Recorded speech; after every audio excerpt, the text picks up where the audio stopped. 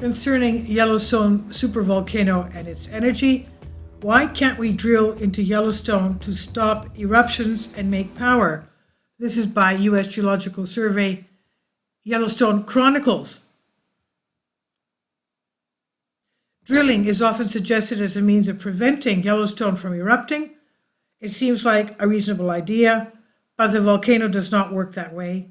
And while it might be possible to generate power by geothermal drilling, as they've done, as we know, in the supervolcano of California, the Long Valley caldera, while it might be possible to generate power by geothermal drilling, that would risk disturbing the thermal features of Yellowstone, one-of-a-kind geologic and cultural treasures, with no way back when features start to change or disappear. We know that Yellowstone is one of the 21 supervolcanoes of the Earth and has over 60% of the world's geysers and over 10,000 hydrothermal areas. And if you see the video before this one, we're talking about the diatoms in those hydrothermal areas as well. Diatoms are chloroform bodies that produce oxygen. With every 2 breaths we take, one of the breaths is the oxygen given to us by diatoms. So that is how important they are to life on our Earth. So Yellowstone Caldera Chronicles, weekly column written by scientists and collaborators of Yellowstone Volcano Observatory. This one here is from Michael Poland, geophysicist with the U.S. Geological Survey and scientist in charge of the Yellowstone Volcano Observatory. It's a common question, so why not just drill into Yellowstone to relieve the pressure? And it seems like a reasonable idea, given the way that magma chambers are often depicted as caverns of expanding liquid magma that just need to be tapped, like letting air out of a balloon. Magma reservoirs are much more complex than this simple depiction, though. Instead of huge balls of liquid magma, there are mushy mix of rock, melt, crystals, and various fluids and gases with poor interconnectivity and often no sharp boundary between the reservoir and the surrounding rock. Yellowstone provides an excellent example. Seismic imaging techniques like taking the MRI of the Earth have revealed 2 huge magma reservoirs beneath the caldera system, one at about 3 to 10.5 miles beneath the surface, and a deeper one at about 12.5 to 31 miles down. The speed of seismic waves through these reservoirs suggests that they are mostly solid. The upper reservoir appears to be only 5 to 15% molten, and the deeper one is 2 to 5% molten. Pressure within this type of system is not like air in a balloon, and it cannot be easily dissipated by poking a hole or even 100 holes into the complex structure. Within a magmatic system, pressure accumulates because magma and the associated fluids are accumulating. It would be as if a balloon were filled with mostly solid cement, with some poorly connected regions that were wet and contained some gases. So poking a hole in that balloon would not cause the cement to disappear, nor would it reach all parts of the poorly connected wet part of the system. Moreover, the drill holes intended to tap the gases in the magma reservoir would plug shut with dense taffy-like magma without constant intervention.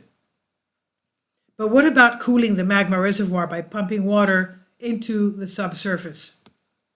This was the subject of a 2013 report by Jet Propulsion Laboratory engineers who calculated that the magma chamber would be cooled if a sufficient supply of water were pumped through the subsurface over the course of thousands of years, generating geothermal energy in the process.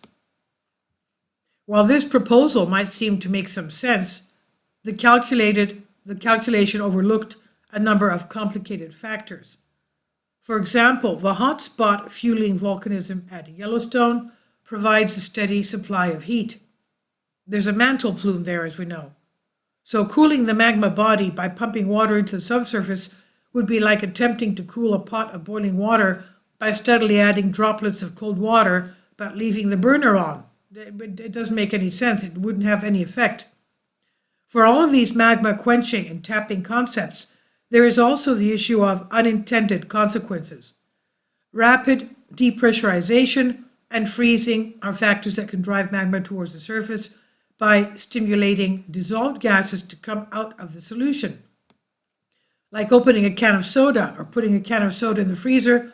Please don't try this unless you enjoy cleaning up messes. So attempts at cooling and depressurizing magma systems might even make an eruption more likely.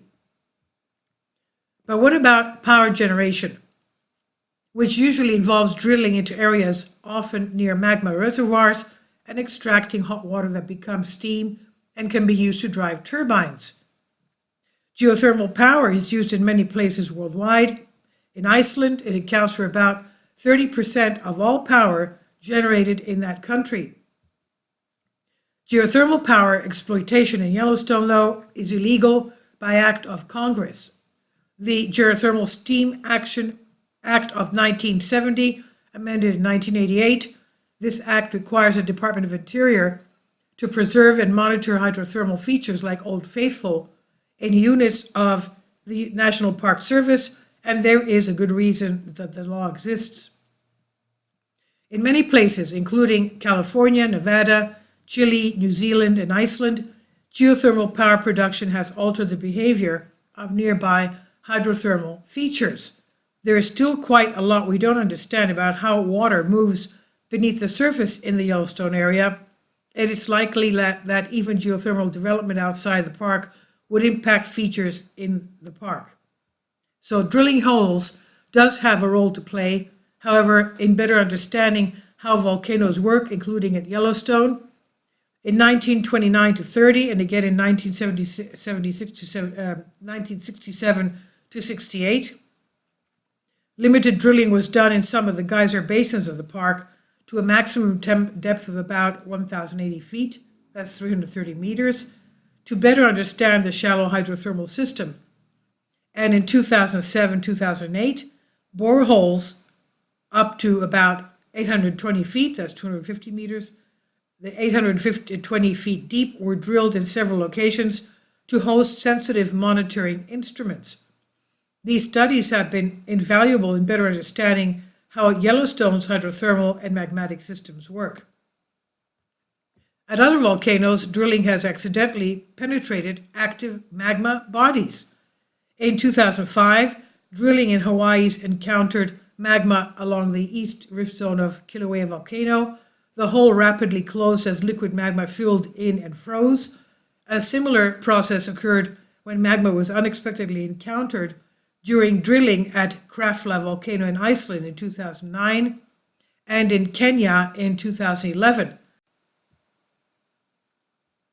These encounters have motivated a research project, an international magma observatory, that aims to drill into the magma body of Krafla volcano of Iceland that was encountered in 2009, and to install equipment that will help scientists better understand the conditions in and around magma reservoirs. Drilling has an important role to play in better understanding and monitoring volcanoes, and in some places it can be a means of generating geothermal power. But as a means of stopping or slowing down an eruption, drilling is very unlikely to be helpful. In any case, there is no concern of impending eruptive activity in Yellowstone, so drilling to stop an eruption is an example of non-solution for a non-problem. This is on USGS Yellowstone Observatory Chronicles, written by Michael Poland, the scientist in charge. Please leave your comments, and thank you for your support.